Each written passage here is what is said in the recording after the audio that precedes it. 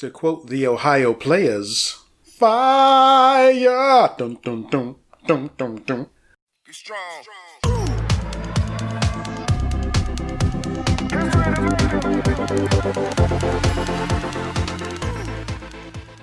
Welcome again to 5 on the Backhand Side. This week we break down episode 9 of Lovecraft Country titled Rewind 1921. Warning, there will be spoilers. Thanks for clicking on this video, and be sure to hit the like and subscribe button. With that out of the way, let us get to the breakdown. The title refers to the Tulsa Massacre, which took place between May 31st, 1921 and June 1st, 1921, where an estimated 36 people died and 800 plus were injured, with the exact numbers being unknown. We begin with our group trying to figure out a way to help Dee, and they decide to reach out to Christina. Letty admits that she has already given her Titus's pages, so they do not have any leverage to get her to help. Ruby says she will do it for her. Christina tells them the curse is a combo of Titus's pages and Horatio's stolen pages, and that she needs the Book of Names to remove it or the police captain. Ruby tells her that he is dead, and when she asks how, Letty tells her it was a gas explosion. She says she can perform a temporary restoration spell if Tick will come with her willingly on the night of the autumnal equinox. Christina leaves to handle some other business. Captain Lancaster did not die and looks like Frankenstein's monster. I knew he had the body of a black person. I said this in one of my earlier videos that he looked to be cursed. They have been kidnapping black people for body parts to try and keep him alive, but the spell is not working. William enters the room and tells them the wound will come back no matter how many times they swap spare parts. The captain realizes that he is Christina. So, she knew all along what happened to the captain and wanted to see if our group would tell her the truth. She laughs as she watches him die. Tick finds Montrose drinking some hooch that George created. Montrose was hesitant about helping Dee because his blood may not be her closest relative, as she may be Tick's sister. You might be George's son.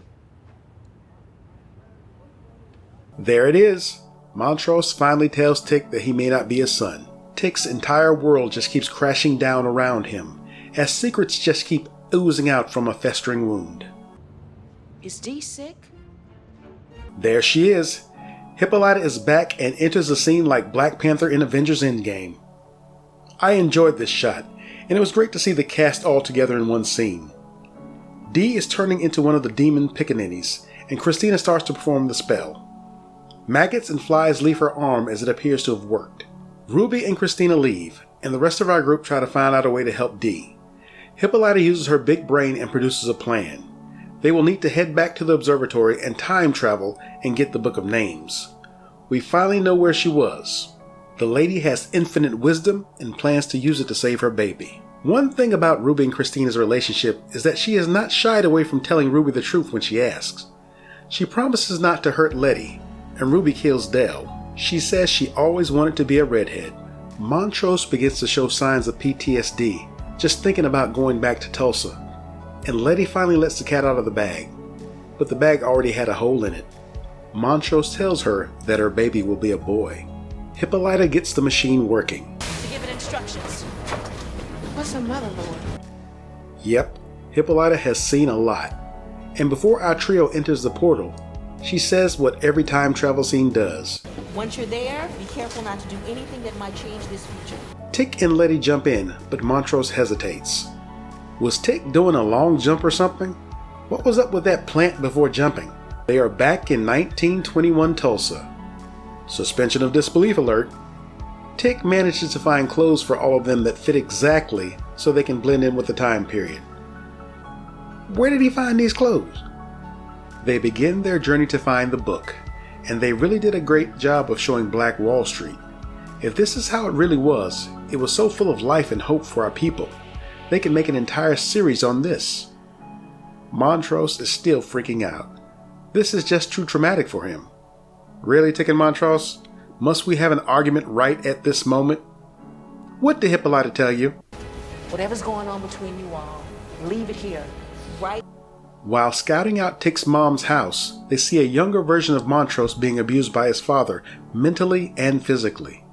Montrose snuck off while Letty and Tick were watching the events unfold. She and Tick decide to split up. Letty hotwires an old car for Tick so he can reach Montrose faster, and Letty goes after the book. I mean, if Montrose was 20 minutes away from the park by foot, and now that Tick has a car, why is it dark before we see them again? It was not even dusk when they stole the car. Letty is attacked by a white mob. I just love the way she runs, and makes it inside Tick's mom's house. Notice how his grandmother looks at her feet? She tells him there is a truck of them at the end of the block. They were actually going to leave, but George, Dora, and Montrose were not there, so they decided to stay in the house. Dora's father passes out guns to the ladies for protection. Tick meets Montrose in an alley next to the park. He must have been driving for at least 4 hours, because it was only 20 minutes away and he's just now getting here. That really makes no sense, Lovecraft Country. Continuity, people, continuity. Montrose came back to the park to save his childhood friend Thomas, whom he secretly loved. Letty speaks with Tick's aunt and tells her everything will be fine, even though she knows they're all about to die. Next, we have some amazing acting from Michael Williams and Jonathan Majors. Montrose wants to change the past, and Tick tries to stop him before Montrose explains why it won't. The only thing I ever wanted to be was your father. So it can't change. Letty is caught by Tick's grandmother while she is looking for the Book of Names, and manages to convince her to give it to her. She gives Letty the Book of Names and the words to say to open it. Don't you just love time travel? Watch Dark on Netflix for the best explanation ever. Montrose tells Tick that a stranger swinging a bat like Jackie Robinson saved him, George, and Dora from the mob. So Tick was always meant to go to the past and save his Uncle Daddy, and says the line "I got you, kid" that was said in the first episode by Jackie Robinson when he was dreaming. Tick proceeds to bash the heads and bodies of white men and women in the mob. He will be my faith turned to flesh.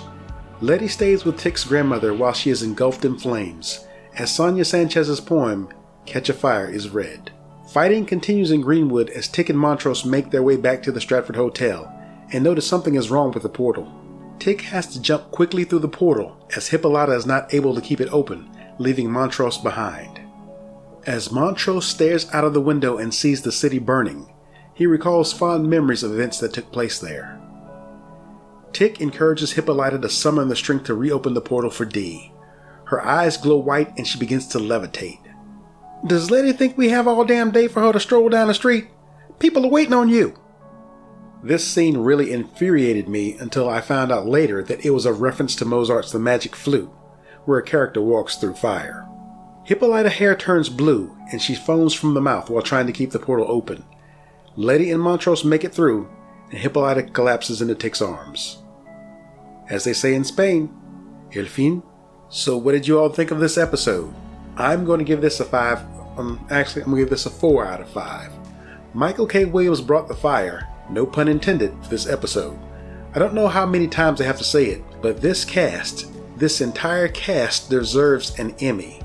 They are really putting in the work and it shows.